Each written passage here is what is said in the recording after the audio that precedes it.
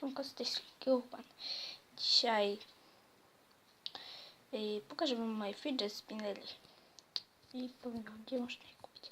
Można na Allegro i w blaszaku. Ten jest na Allegro, a ten jest w blaszaku. No i bardzo mi się podobają, fajne są. Polecam na stres.